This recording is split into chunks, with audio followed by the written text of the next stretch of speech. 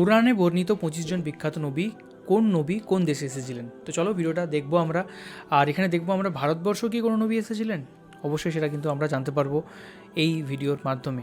বন্ধুরা, আজকের ভিডিওতে আমরা আপনাদেরকে জানাবো যে ইসলাম এমন একটি ধর্ম অর্থাৎ মাযহাব যেখানে প্রায় 1,24,000 মতান্তরে 2,24,000 নবী পাঠানো হয়েছে।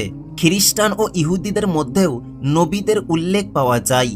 ইসলামী কিতাবগুলো থেকে জানা যায় যে দুনিয়ার ইতিহাসে লাখ লাখ নবী এসেছেন, কিন্তু পবিত্র কোরআনে 25 জন নবীর উল্লেখ রয়েছে। পবিত্র কোরআনে এই নবীদের নাম, তাদের সময়, তাদের অঞ্চল এবং তাদের কওমের সম্পর্কে তথ্য দেওয়া হয়েছে। আজ আমরা সেই 25 জন নবীর বিষয়ে আলোচনা করব এবং জানব যে আজকের দেশের মানচিত্র অনুযায়ী তারা কোথায় এসেছিলেন। বন্ধুরা, ভিডিও শুরু করার আগে বলি, আপনি যদি নিজেকে শেষ নবীর উম্মত তথা নবী করিম হযরত মুহাম্মদ সাল্লাল্লাহু আলাইহি ওয়াসাল্লামের উম্মত হিসেবে গর্ববোধ করেন, তাহলে এই ভিডিওটিতে অবশ্যই একটি লাইক করবেন। সর্বপ্রথমে আমরা হযরত আদম আলাইহিস সালামের কথা বলবো, যিনি প্রথম নবী এবং দুনিয়ার প্রথম মানুষ ছিলেন। হযরত আদম আলাইহিস সালামের সৃষ্টি হয়েছিল জান্নাতে, কিন্তু যখন তাকে দুনিয়ায় পাঠানো হয় তখন তাকে বর্তমান সময়ের শ্রীলঙ্কা অঞ্চলে অবতরণ করানো হয়। শ্রীলঙ্কা, যা ভারতের দক্ষিণে অবস্থিত একটি ছোট দ্বীপ রাষ্ট্র, সেখানে যে পাহাড়ে হযরত আদম আলাইহিস সালামকে অবতরণ করানো হয়েছিল, আজ সেটি আদম পিক নামে পরিচিত। এই পাহাড়, যেটি শ্রীপদ নামেও পরিচিত, শ্রীলঙ্কার ধর্মীয় ও সাংস্কৃতিক ঐতিহ্যের একটি অংশ। এই তালিকায় পরের নাম হলো হযরত ইদ্রিস আলাইহিস সালামের। তার সম্পর্ক ছিল বাবিল তথা বেবিলিয়ন অঞ্চলের সাথে, যা বর্তমানে ইরাকে অবস্থিত। হযরত ইদ্রিস আলাইহিস সালামও অন্যান্য নবীদের মতো তার কওমকে খারাপ কাজ ছেড়ে ভালো কাজ করার দাওয়াত দিয়েছিলেন। তিনি মানুষকে এক আল্লাহর ইবাদত করার আদেশ দিয়েছিলেন এবং ইবাদতের কিছু বিশেষ পদ্ধতি শিখিয়েছিলেন। তিনি বিশেষ কিছু দিনে রোজা রাখার এবং নিজের সম্পদের কিছু অংশ দান খয়রাত করারও নির্দেশ দিয়েছিলেন। কিন্তু তার সাথেও সেই একই ঘটনা ঘটেছিল যা অন্য নবীদের সাথেও ঘটেছে। তার কওম তার সাথে খারাপ আচরণ করেছিল। এজন্য হযরত ইদ্রিস আলাইহিস সালাম তার অনুসারীদের নিয়ে হিজরত করেছিলেন বর্তমান মিশরের অঞ্চলের দিকে। এই তালিকায় পরের নাম হলো হযরত নূহ আলাইহিস সালামের, যাকে আদম সানি নামেও ডাকা হয় তথা দ্বিতীয় আদম নামেও ডাকা হয়। হযরত নূহ আলাইহিস সালামের সময়ে যখন তার কওম খুবই বেশি বিপদগামী হয়ে পড়েছিল এবং কোনো কথাই শুনতে চাইতো না, তখন আল্লাহর পক্ষ থেকে একটি মহাপ্লাবনের তথা পানির আযাব আগমন ঘটে। এই আযাবে সবকিছু ধ্বংস হয়ে যায়, শুধু একটি নৌকা এবং তাতে থাকা কিছু মানুষ ও কিছু পশু পাখি ছাড়া।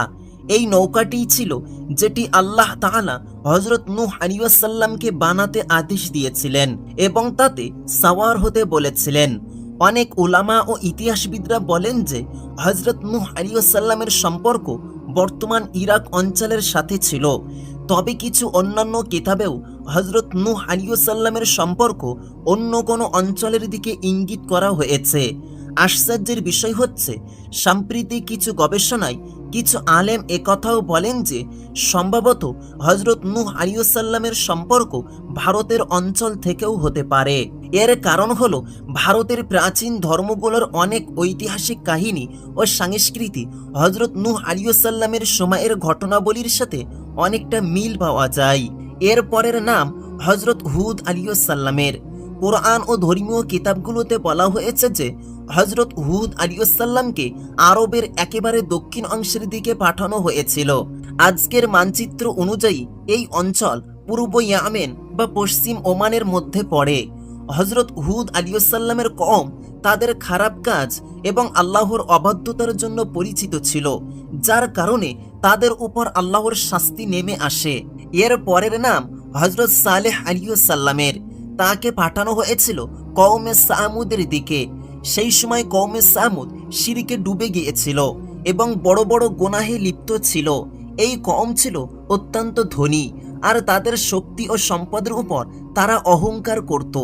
আজকের সময়ের হিসাবে এই কওম সৌদি আরবের উত্তর পশ্চিমাঞ্চলে বাস করত। হযরত সালেহ আলাইহিসসালাম তার কওমকে আল্লাহর দিকে ফিরে আসার দাওয়াত দিয়েছিলেন, কিন্তু তারা তার কথা শোনেনি। এর ফলে তাদের উপর আল্লাহর পক্ষ থেকে শাস্তি নেমে আসে। এর পরের নাম হযরত ইব্রাহিম আলাইহিসসালামের, যাকে পশ্চিমা দেশে সাধারণত আব্রাহাম নামে ডাকা হয়।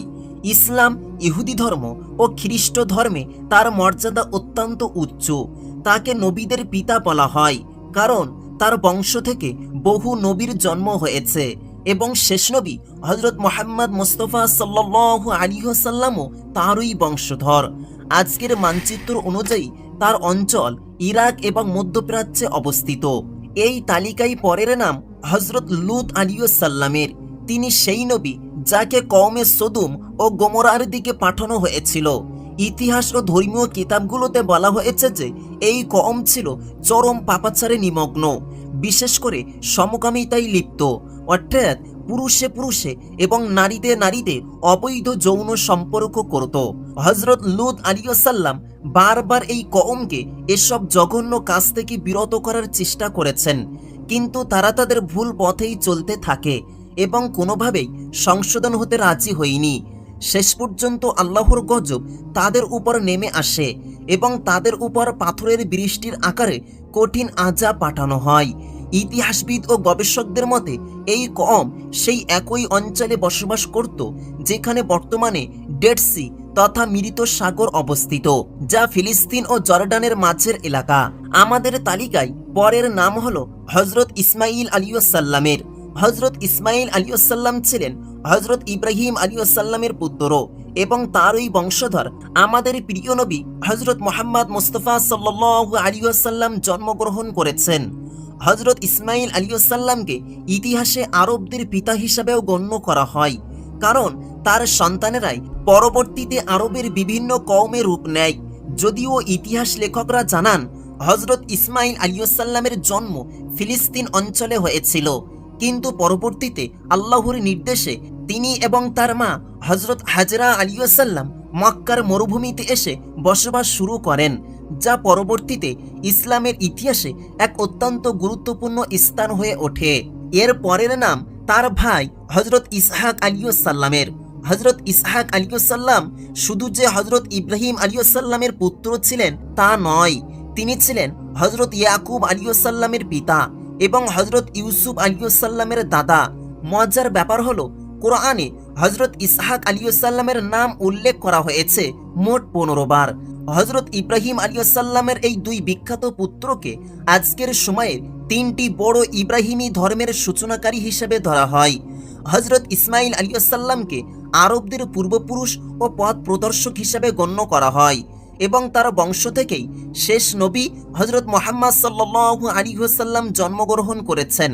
অন্যদিকে হযরত ইসহাক আলাইহিসসালামকে ইহুদিদের পূর্বপুরুষ হিসেবে ধরা হয় এবং তার বংশ থেকেই হযরত ঈসা আলাইহিসসালাম জন্মগ্রহণ করেছেন, যাকে খ্রিস্ট ধর্মে অত্যন্ত মর্যাদা দেওয়া হয়। হযরত ইসহাক আলাইহিসসালামের জন্ম হয়েছিল ফিলিস্তিন অঞ্চলে। আর আমাদের তালিকার পরের নাম হলো হযরত ইয়াকুব আলাইহিসসালামের। তিনি ছিলেন হযরত ইসহাক আলাইহিসসালামের পুত্র এবং তার জন্মও ফিলিস্তিনের একই অঞ্চলে হয়েছিল। এর পরের নাম হযরত ইউসুফ আলাইহিসসালামের। তিনি ছিলেন হযরত ইয়াকুব আলাইহিসসালামের পুত্র। ইতিহাসে তিনি তার সৌন্দর্য, হিকমত অর্থাৎ বুদ্ধিমত্তা এবং সবরের জন্য পরিচিত। কুরআনুল কারীমে তার নামে একটি সম্পূর্ণ সূরা রয়েছে, যেখানে তার পুরো কাহিনী বিস্তারিতভাবে বর্ণনা করা হয়েছে। হযরত ইউসুফ আলাইহিসসালামের জন্মও ফিলিস্তিনেই হয়েছিল, তবে যেমনটি আপনারা পড়ে থাকবেন, পরবর্তীতে তার ভাইদের হিংসার কারণে প্রথমে তাকে দাসে পরিণত করা হয় এবং পরে মিশরে নিয়ে যাওয়া হয়। সেখানে তিনি মিশরের প্রধানমন্ত্রী তথা রাজকোষাধ্যক্ষ পদে অধিষ্ঠিত হন এবং এক শক্তিশালী শাসক হয়ে ওঠেন। আমাদের তালিকায় পরের নাম হযরত আইয়ুব আলাইহিসসালামের। বর্তমান সময়ের হিসাবে দেখা যায় তার সম্পর্ক সৌদি আরবের অঞ্চলের সাথে ছিল। ইতিহাসে হযরত আইয়ুব আলাইহিসসালামকে তার আল্লাহর প্রতি আনুগত্য এবং বিশেষ করে সবরের জন্য পরিচিত করা হয়, কারণ আল্লাহর পক্ষ থেকে তার উপর যে পরীক্ষা এসেছে সম্ভবত আর কারো উপর এত বড় পরীক্ষা আসেনি, কিন্তু তিনি সব অবস্থায় তার সত্যবাদিতা এবং সবর বজায় রেখেছেন। তারপরে তালিকায় আছে হজরত শোয়াইব আলাইহিসসালামের নাম। বর্তমান সময়ে তার সম্পর্ক সিরিয়ার সাথে, যেটি শাম নামেও পরিচিত।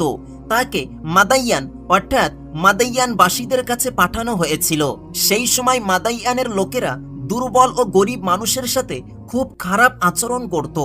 হজরত শোয়াইব আলাইহিসসালাম এই খারাপ অবস্থা ঠিক করার জন্য এবং ন্যায় বিচার প্রতিষ্ঠার জন্য সর্বোচ্চ চেষ্টা করেছিলেন। তিনি তাদের বারবার সতর্ক করেছিলেন এবং আল্লাহর দিকে ফিরে আসার নির্দেশ দিয়েছিলেন, কিন্তু তারা কোনোভাবেই ফিরে আসতে রাজি হয়নি। ইতিহাস লেখকরা বলেন তাদের অঞ্চল এক ভয়াবহ ভূমিকম্পের মাধ্যমে ধ্বংস করে দেওয়া হয়েছিল। বন্ধুরা, আমাদের তালিকায় এর পরের নাম হজরত মূসা আলাইহিসসালামের। তার সম্পর্ক বর্তমান মিশর ইজিপ্ট অঞ্চলের সাথে ছিল। হজরত মূসা আলাইহিসসালাম তার কওম অর্থাৎ বনি ইসরাইলকে সেই সময়ের নিষ্ঠুর ফিরাউনের জুলুম থেকে মুক্ত করেছিলেন। সেই ফিরাউনের নাম ছিল রামসিস দ্বিতীয়, এবং এর সম্পর্ক আপনারা সম্ভবত আগে পড়েছেন বা শুনেছেন। এরপর আমাদের তালিকায় আছে হজরত হারুন আলাইহিসসালামের নাম। তিনি ছিলেন হজরত মূসা আলাইহিসসালামের ভাই এবং তার ভাইয়ের পুরো মিশনে সম্পূর্ণ সহযোগিতা করেছিলেন। তারা কাঁধে কাঁধ মিলিয়ে কাজ করেছিলেন এবং হজরত হারুন আলাইহিসসালাম সর্বদা পূর্ণ সমর্থন দিয়েছেন। হজরত হারুন আলাইহিসসালামের সম্পর্কও হজরত মূসা আলাইহিসসালামের মতো মিশরের সাথেই ছিল। বন্ধুরা, এখন আমাদের তালিকায় পরের নাম হজরত দাউদ আলাইহিসসালামের, যাকে পাশ্চাত্য বিশ্বে ডেভিড নামেও ডাকা হয়। তিনি সেই নবী যিনি বনি ইসরাইল জাতির শাসন ব্যবস্থার ভিত্তি স্থাপন করেছিলেন এবং দীর্ঘ সময় ধরে তাদের উপর শাসন করেছিলেন। তার সম্পর্ক বর্তমান সময়ের ফিলিস্তিনের সাথে ছিল। এরপর আমাদের তালিকায় আছে হজরত সুলাইমান আলাইহিসসালামের নাম, যাকে পাশ্চাত্য বিশ্বে সলোমন নামে চেনে। শাসন কার্যের ব্যাপারে তিনি তার পিতা হজরত দাউদ আলাইহিসসালামের মতোই ছিলেন, বরং হয়তো তার চেয়েও অগ্রগামী ছিলেন। তিনি দীর্ঘ সময় ধরে এক বিশাল অঞ্চলের উপর শাসন করেছেন। আল্লাহ তাকে কিছু বিশেষ উপহারও দিয়েছিলেন, যেমন পশু পাখির ভাষা বোঝার ক্ষমতা এবং জিনসহ সমগ্র বিশ্বের উপর শাসন করার ক্ষমতা। তার সম্পর্কও ফিলিস্তিনের সাথেই ছিল। শুধু তাই নয়, পরবর্তী নবী হজরত ইলিয়াস আলাইহিসসালামের সম্পর্কও ফিলিস্তিনের সাথে ছিল। তাকে এমন এক কওমের কাছে পাঠানো হয়েছিল যারা সেই সময় বাল নামের এক মূর্তির উপাসনা করত। হজরত ইলিয়াস আলাইহিসসালাম সর্বোচ্চ চেষ্টা করেছিলেন যেন তার কওম মূর্তি পূজা ছেড়ে এক আল্লাহর ইবাদত করে। এরপর আরেক নবী হলেন হজরত ইলিয়াসা আলাইহিসসালাম। তাকেও ফিলিস্তিনের সেই একই অঞ্চলে পাঠানো হয়েছিল। তিনিও তার কওমকে সঠিক পথে আনার জন্য কাজ করেছিলেন। এরপর আমাদের তালিকায় হজরত ইউনুস আলাইহিসসালামের নাম আসে। তার সম্পর্ক বর্তমান ইরাকের, বিশেষ করে মসুল শহরের সাথে। পবিত্র কোরআনেও তার নামে একটি পূর্ণ সূরা রয়েছে। বিশেষ করে তার মাছের পেটে অবস্থানের ঘটনাটি খুবই প্রসিদ্ধ। এরপর তালিকায় আসে হজরত জুলকিফল আলাইহিসসালামের নাম। তার সম্পর্ক বনি ইসরাইলের সাথে ছিল এবং বর্তমান সময়ের হিসাবে তাকেও ফিলিস্তিন অঞ্চলে পাঠানো হয়েছিল। শুধু তাই নয়, এর পরের নবী হলেন হজরত জাকারিয়া আলাইহিসসালাম। তাকেও ফিলিস্তিন অঞ্চলে পাঠানো হয়েছিল, বরং তার জন্ম হয়েছিল ফিলিস্তিনের বিশেষ শহর ইয়েরুসালেমে, যাকে আল কুদস বলা হয়। এরপর 23তম নবী হলেন হজরত ইয়াহইয়া আলাইহিসসালাম, যার সম্পর্ক বর্তমান সময়ের হিসাবে শাম তথা সিরিয়া অঞ্চলের সাথে ছিল। তারপরে তালিকায় আসে হজরত ঈসা আলাইহিসসালামের নাম, যাকে খ্রিস্টানরা জিসাস ক্রাইস্ট নামে চেনে। তার সম্পর্ক বর্তমান সময়ের হিসাবে ফিলিস্তিনের সাথে ছিল। হজরত ঈসা আলাইহিসসালামকে ইসলামের দ্বিতীয় শেষ নবী হিসাবে জানা হয়, কারণ হজরত ঈসা আলাইহিসসালাম ও শেষ নবী হজরত মুহাম্মদ মুস্তাফা সাল্লাল্লাহু আলাইহি ওয়াসাল্লামের মধ্যে 571 বছরের একটি দীর্ঘ সময় ছিল, যেখানে কোনো নবী বা রসুল পাঠানো হয়নি। প্রায় 571 বছর পর 570 খ্রিস্টাব্দে সৌদি আরবের মক্কা শহরে নবী পাক হজরত মুহাম্মদ মুস্তাফা সাল্লাল্লাহু আলাইহি ওয়াসাল্লামের জন্ম হয়, যিনি শেষ নবী।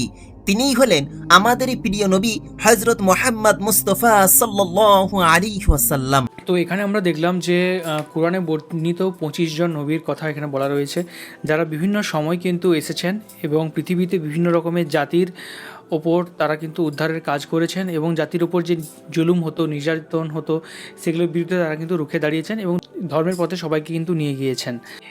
তবে কিন্তু আমরা জানি না কেন এটা কিন্তু সবাই বলে যে ইসলাম ধর্ম 1400 বছর পূর্ণ।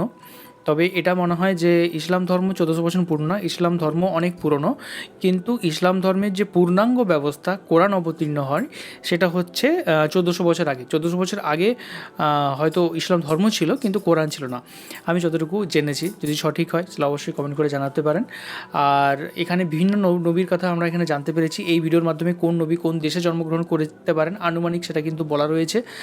আর এটা আমরা ইউসুফ জুলেখার পর্ব দেখেছিলাম, সেখানে আমরা ইউসুফ নবীর তিনি তার যে জীবন কাহিনী সেটা আমরা দেখেছিলাম, কি সুন্দর মানে সুন্দর সিরিজটা ছিল, সেটা আমরা পুরো একদম রেগুলার বসে দেখতাম, খুব সুন্দর লাগতো। আর খুব ভালো লাগলো ভিডিওটা দেখে, অনেক কিছু ইনফরমেশান আমরা জানতে পারলাম এবং